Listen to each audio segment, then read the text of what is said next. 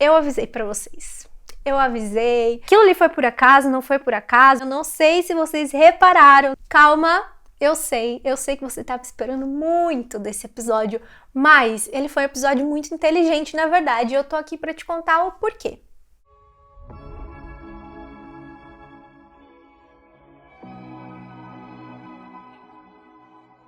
Estamos aqui mais uma semana para falar sobre o episódio novo da segunda temporada de Euphoria. A gente vai analisar e comentar esse episódio, mas eu também vou trazer aqui comentários da equipe e os bastidores por trás desse episódio, coisa que não é todo canal que faz não, viu? E se você ainda não conhece o meu canal, prazer, eu sou Greta Helena, a gente fala sobre séries, filmes, criatividade por aqui, então se inscreve aqui no canal para receber os conteúdos novos, já deixem o joinha nesse vídeo, comentem o quanto vocês quiserem pra gente debater sobre o episódio por aqui. Inclusive eu quero agradecer muito a galera que engajou bastante o nosso último vídeo, isso ajudou muito no meu trabalho, fez o YouTube entregar o vídeo para mais pessoas, então muito obrigada a todos os comentários que eu recebi no último vídeo, foi muito legal conversar com vocês. Então vamos começar analisando o episódio dessa semana, e vocês me perguntam por quê? Por que é um episódio genial, né? Todo mundo tava esperando briga, fight, a Bru talvez não aparecer em casa, né? O caos, mas eu avisei para vocês.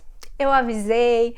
Quando a gente conhece um pouco mais sobre o diretor da obra, né, e principalmente o escritor, que aqui no caso é a mesma pessoa, o Sam Levinson, a gente entende um pouquinho para onde a obra pode caminhar. Se a gente analisar, não é muito do perfil desse diretor e escritor colocar simplesmente brigas ou coisas explosivas dentro de um episódio só por colocar, ou então para aquilo gerar mais audiência, mais trelelê ali na trama, ele não precisa disso. Na verdade, o Sam sempre aprofunda muito os relacionamentos, as questões. E esse é um ponto que a gente está batendo desde o primeiro episódio dessa segunda temporada. O quanto essa temporada está mais pesada, o quanto essa temporada está mais realista e, consequentemente, é uma temporada muito mais internalizada, né? Com as questões psíquicas muito mais fortes, né? Presentes ali. A gente não pode esperar um episódio de Euphoria igual uma novela. Ah, agora a bomba explodiu, vai ter briga, vai ter... Não! Euphoria tá mostrando o quanto ela não é modinha. As pessoas curtem ela pelo figurino, pela moda, mais pelo que a série tá ditando como tendência no momento, as pessoas não vão realmente se apegar a essa série, porque não é só sobre isso. Obviamente esses elementos, né, ajudam muito a contar a história, mas Euphoria não é sobre isso, é sobre coisas muito mais internas e psicológicas sobre cada personagem que tá ali. E na verdade isso mostra o quanto essa série é uma série madura, né? Ela não vai colocar fogo na lenha de propósito, ela não vai fazer a Rue morrer de propósito ou não voltar para casa para ter mais trama e para todo mundo pensar onde é que a Rue está. Não é por esse lado que ela caminha, então é uma série muito inteligente nesse ponto. Outro ponto que eu acho que foi muito legal nesse episódio é que seria muito fácil a gente explodir, né, a energia desse episódio aqui com várias brigas e várias tramas acontecendo, mas seria muito difícil a gente conseguir um final tão legal a essa altura, né, se esse episódio explodisse demais. Então acho que o Sam pode ter sido muito inteligente, na verdade, de ter resguardado algumas coisas aqui nesse episódio, ter feito algumas coisas assim acontecerem para essa história ir caminhando para um final de uma forma crescente. O que eu acho que tá acontecendo é que ele tá colocando a gente naquela subida da montanha-russa, sabe? Quando a gente começa a subir devagarinho, você fala, ah, é isso a montanha-russa? Poxa vida! Mas uma hora ela vai chegar lá no alto e ela vai descer com a maior velocidade que ela puder descer, e aí eu acho que isso vai ser o final da temporada. Ele trouxe coisas que a gente não esperava, né? Então seria óbvio a Rue não voltar para casa, seria óbvio a Mary e a Cassie brigar, muita gente queria ver isso, mas é muito mais legal e muito mais interessante quando ele tira o que a gente poderia achar que poderia acontecer para colocar um elemento novo, né? Então a gente tem várias coisas que aconteceram nesse episódio que vai mudar o rumo dessa trama e pode mudar completamente o próximo episódio, né? A gente não sabe o que esperar, né? Porque nada é óbvio aqui. E isso acrescentou muito pra mim, assim como telespectadora. Eu gostei muito, apesar de ser um episódio que você não sente muita coisa, a gente tá acostumado a sentir muito em Euphoria. É um episódio que não mexe tanto com a gente internamente, mas ele tá preparando a gente pra coisas muito maiores, acredito eu. Mas um ponto que me leva a crer que essa série é fenomenal e que esse episódio foi muito bom também, é que se a gente analisar o Sam e a história dele, como eu já falei pra vocês nos vídeos passados, o Sam teve problemas com droga antigamente, né? E ter trazido isso em Euphoria como um todo, né? Fala muito com ele do que ele passou, né? Inclusive Zendaya em entrevistas fala muito sobre o quanto ela aprende da Rue com ele, ou quanto ela tenta, né, tirar mais um pouco de informações com o próprio diretor. Se a gente for analisar algumas entrevistas do Sam no início da primeira temporada ainda, ele sempre deixou bem claro que essa série seria uma ponta de esperança para as pessoas que passam por esse tipo de vício também. Então, estou dizendo aqui claramente para vocês que eu espero sim um desfecho um pouco mais positivo dessa segunda temporada. Eu não acho mais que a Rue vai morrer ou que, enfim, né, ela pode sim voltar para as drogas talvez, mas eu acho que a gente vai ter um pontinho de esperança e eu tô sentindo cada vez mais isso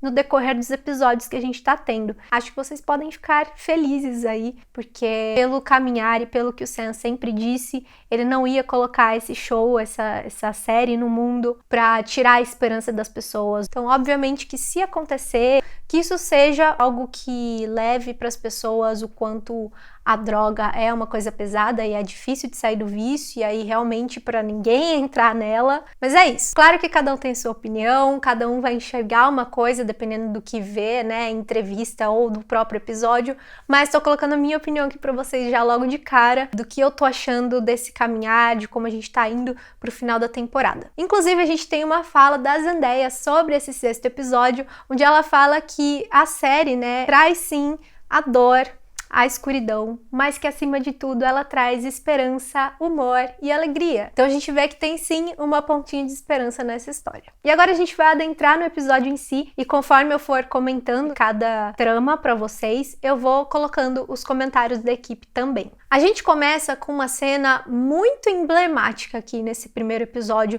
e que é muito legal da gente reparar tecnicamente também falando, né?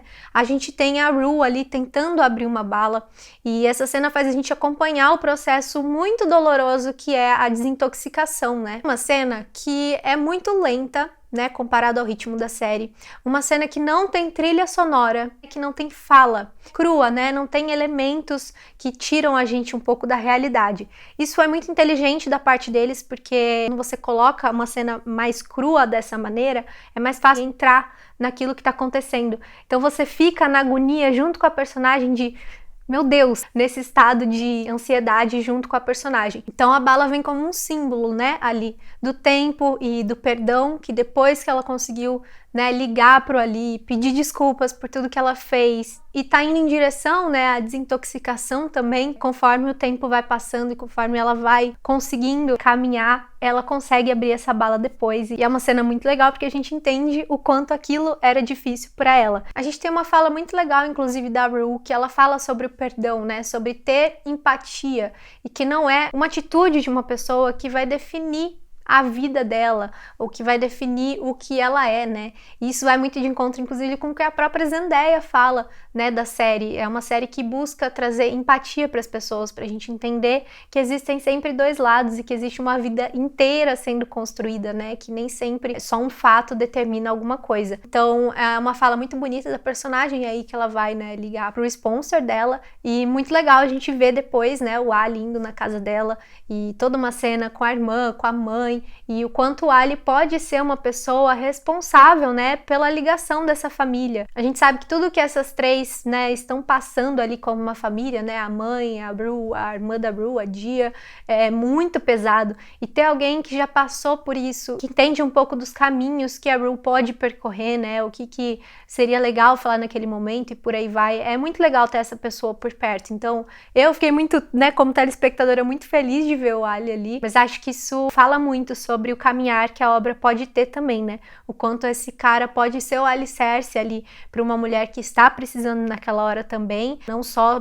por ele ser homem em si, por todo o conhecimento que ele tem de uma comunidade como um todo, né? Que sabe amparar nessas horas e que entende o que pode falar, o que pode dar certo nesse caminho também. Muito legal a gente ressaltar também a importância da permissão, né, de uma pessoa sentir raiva no momento que ela tem que sentir. Esse é um ponto que a série tá batendo bastante, né, da positividade tóxica, que nem sempre a gente precisa falar que as coisas estão belas, tá tudo certo. Nada disso às vezes faz sentido quando a pessoa tá passando por um momento que é difícil. Não tem positividade que ajude nessa hora. Então, ele permitir, né, falar da importância de você sim sentir raiva naquele momento, talvez, né, fazer alguma coisa para descarregar essa raiva até, que é melhor do que ficar guardando isso, ou reprimindo, né, essa menina, ela não pode ser isso, ela não pode fazer aquilo. Não! Né? Seja você, sinta essa raiva, abrace o que você está sentindo e aí você vê o que você pode construir depois com isso, né? De uma forma boa, de uma forma saudável.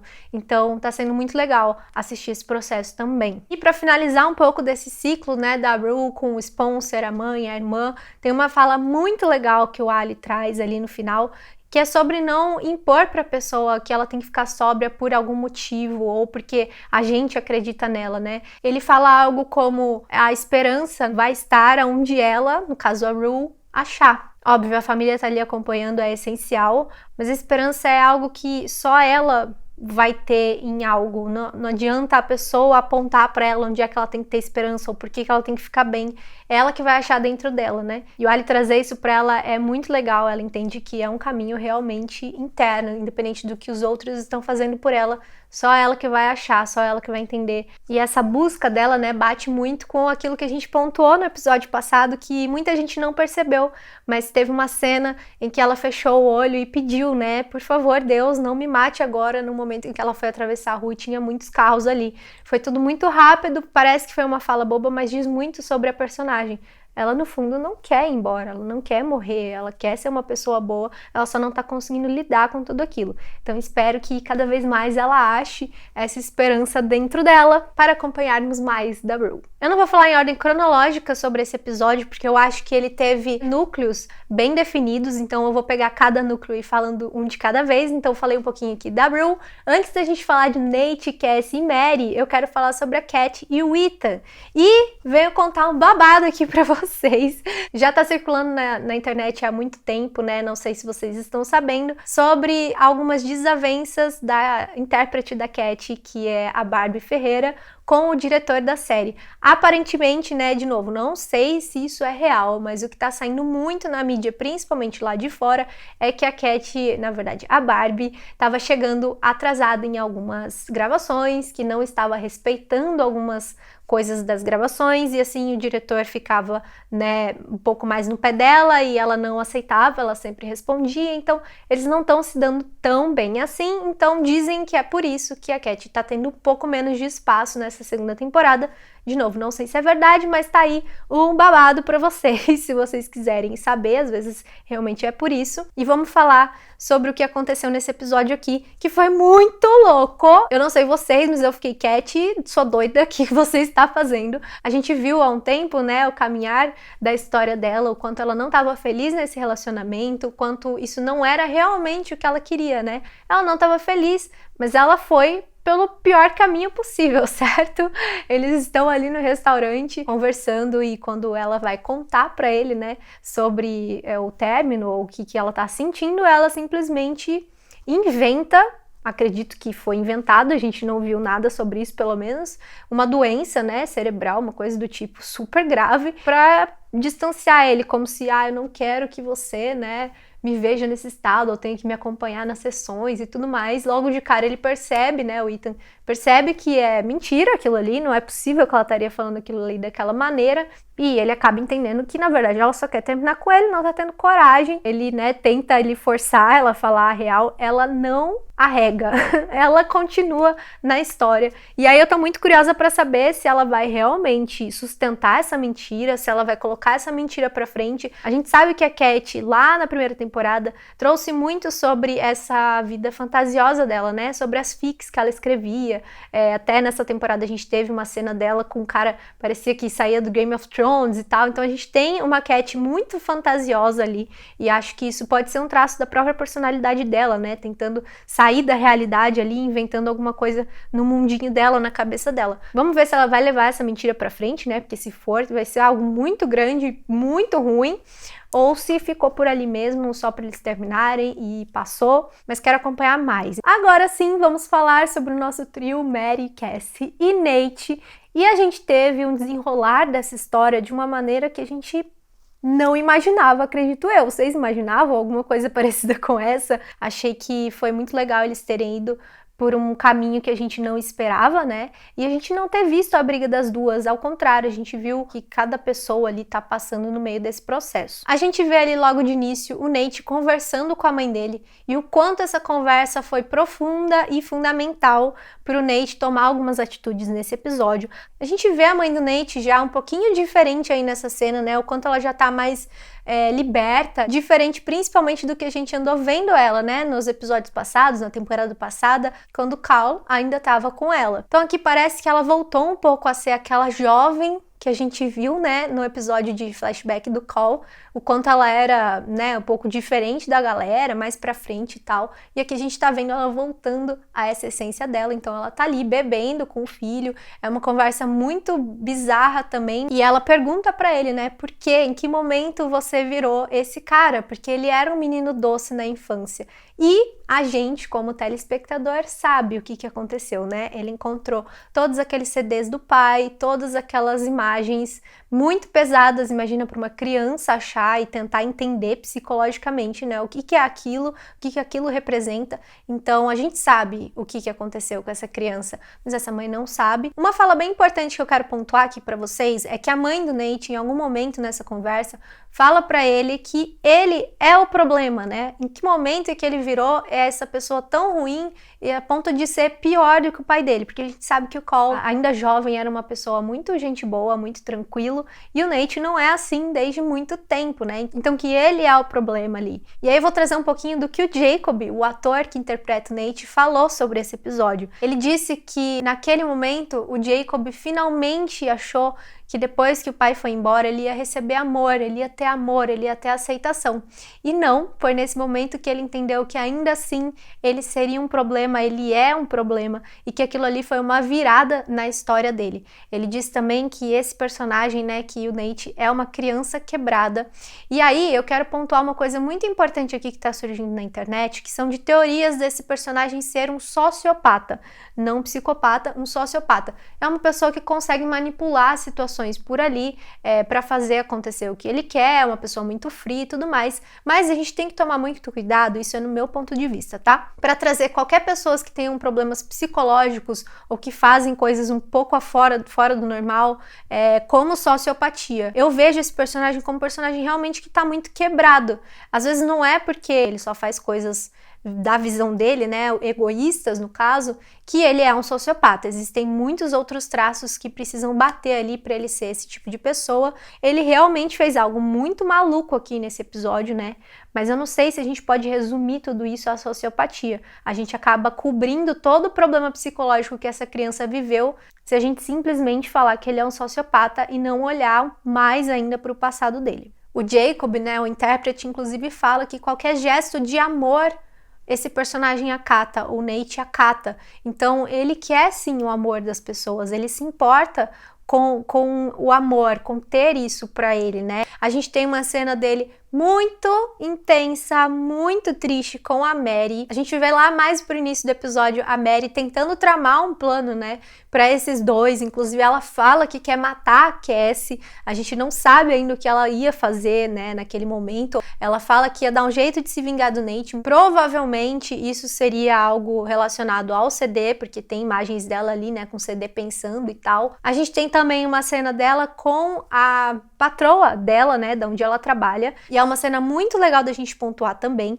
A primeira coisa, falando sobre essa cena em si, eu não sei se vocês repararam, coloque aqui nos comentários pra mim, mas tem um take em que mostra o relógio da casa ali, da onde a Mad trabalha, porque a patroa dela fala que vai chegar em 15 minutos. Tem um take do relógio pra mostrar ali que horas são, né, e que ela tem 15 minutos pra chegar e tal, mas se vocês repararem, neste relógio, existe uma câmerazinha dentro do relógio, você consegue ver. Inclusive tem uma luzinha vermelha do lado dessa câmera. Normalmente essas luzes vermelhas indicam quando uma câmera está gravando. Então calma aí, essa patroa tá gravando a Mary, ela tá olhando o que a Mad faz em casa. Aquilo ali foi por acaso, não foi por acaso? Eu acho que nada nessa série é por acaso, então fiquem de olho naquela câmera ali, tem alguma coisa ali. Bom, depois essa patroa chega, né, e a Mary tem uma conversa super legal com ela. Eu confesso que na primeira vez que essa patroa apareceu, que pediu pra Mad fechar o zíper do vestido ali e tal, achei que pintou até um certo clima ali na cena, não sei se talvez a direção, a música, a forma como ela fechou o vestido, deu uma entonação diferente.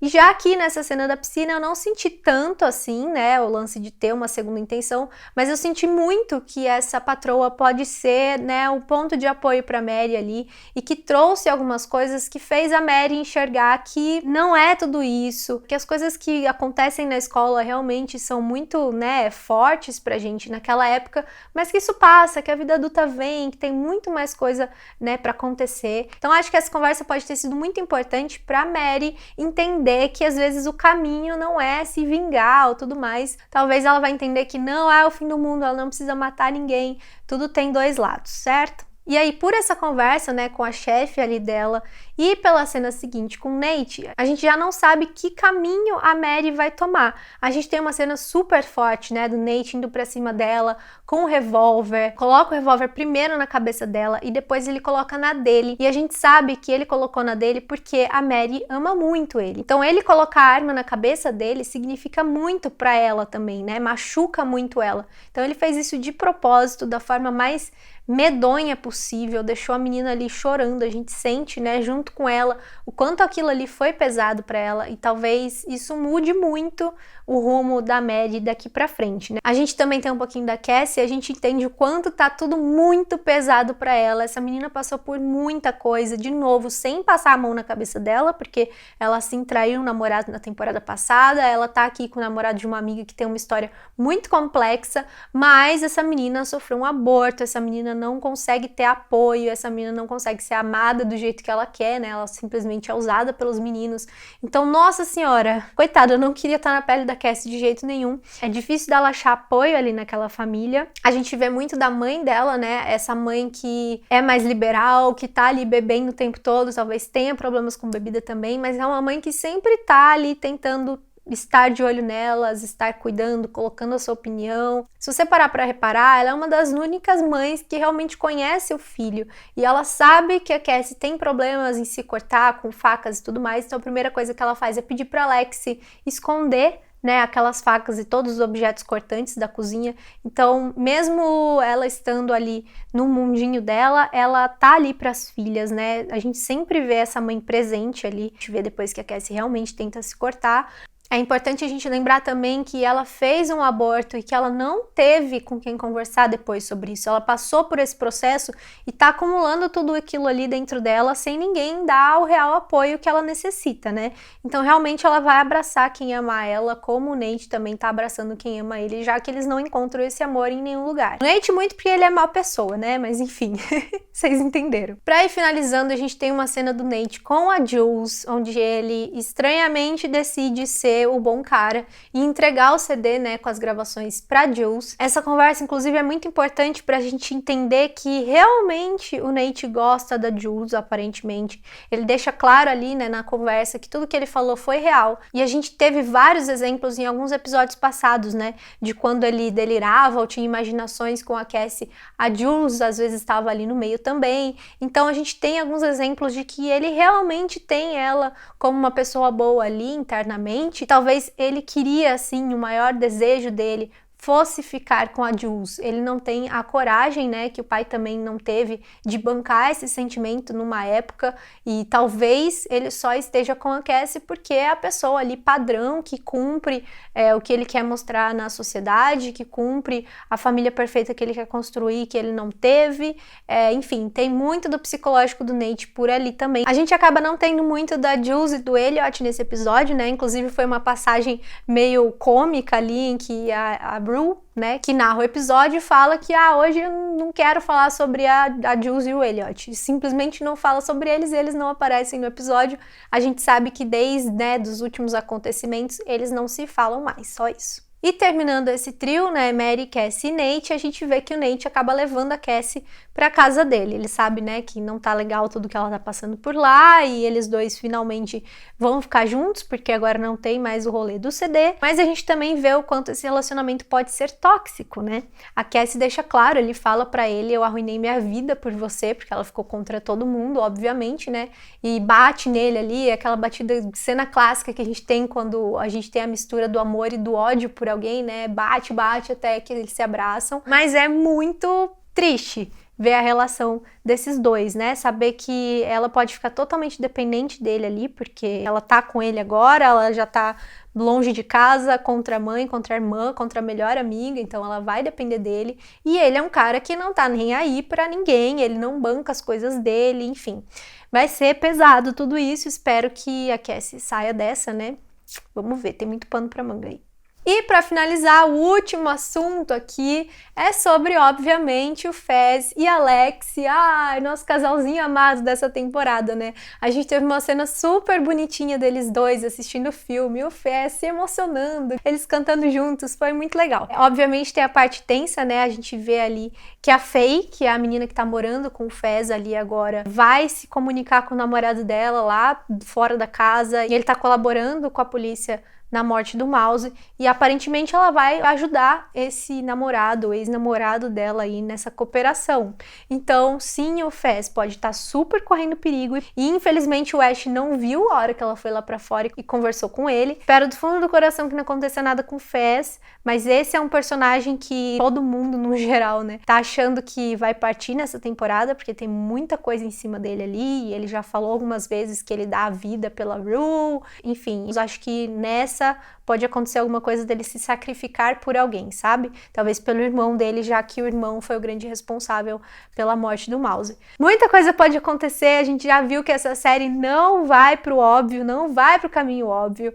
O episódio que vem é o episódio da peça, eu falei que esse episódio ia vir, eu falei para vocês. Ele tá no trailer, né, e parece que vai ser uma peça bem longa, assim, pelo que eu entendi, a maior parte do episódio gira em torno de tudo isso. Acredito que a gente vai entender um pouquinho mais sobre a Alex também, e que essa história aí vai revolucionar algumas coisas ali naquela escola, porque ela colocou realmente todas as merdas dentro daquela peça. Olha, eu não sei se eu consegui pontuar tudo que esse episódio trouxe, então coloca aqui nos comentários o que vocês acharam, se vocês concordam com a minha opinião, se vocês têm outra opinião, vamos conversar sobre. Vamos ver, eu tô muito animada pro episódio que vem, e vamos esquentando juntos essa montanha-russa aí, porque ela tá chegando num topo e a gente vai descer bonito, com muita adrenalina, eu tenho certeza. Então eu vejo vocês em breve, tenham uma boa semana por aí, beijos, tchau!